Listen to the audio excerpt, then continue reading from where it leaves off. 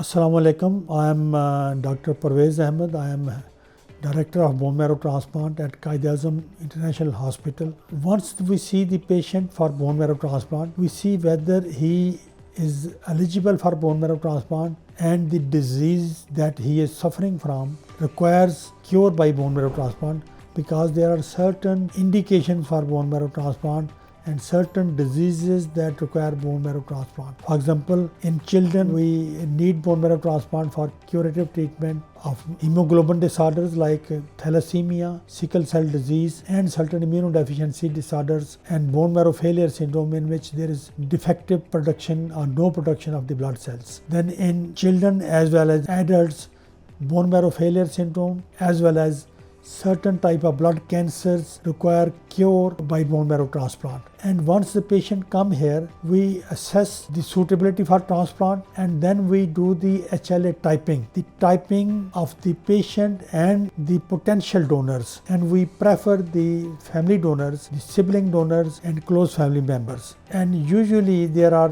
25 to 50% chance of finding the donors among the close relatives. And we can also proceed with the half-match bone marrow transplants, that is called haplotransplant, in case full HLA match donor is not available.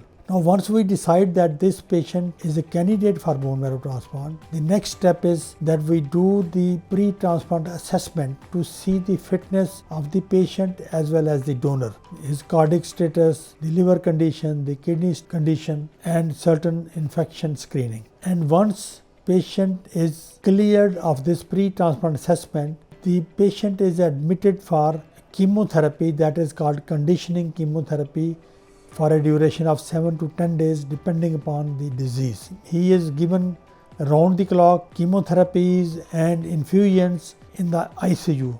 This ICU is a special ICU that has got the HEPA filtered air, the air is filtered, there is laminar airflow, and all the precautions for infection prophylaxis are taken. They are provided special foods, special nursing care, barrier nursings, and on the day of transplant, we take the blood stem cells from the donor. Now, these stem cells can be taken from the blood as well as from the bone marrow of the donor. Now, if we decide to take the stem cells from the bone marrow, then the donor is admitted for 24 hours. And in case the stem cells are taken from the peripheral blood, then we need not admit the donor as well.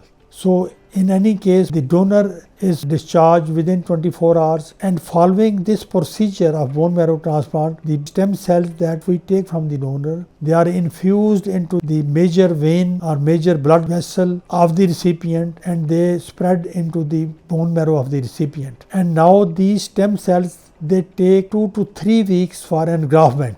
And in approximately 2 to 3 weeks time, the recipient starts producing blood from the stem cells of the donor. And once there is adequate engraftment, adequate production of the stem cell, this recipient or the patient is discharged. So the recipient or patient is admitted for approximately 4 weeks time. And once discharged, he is closely monitored into the OPD with frequent visits and given certain treatment that depends upon the disease, and this treatment continues for 6 months to 1 year. But after approximately 2 months post-transplant, we allow the patient to go home, and then either he can visit the hospital or we can monitor him online by virtual consultations.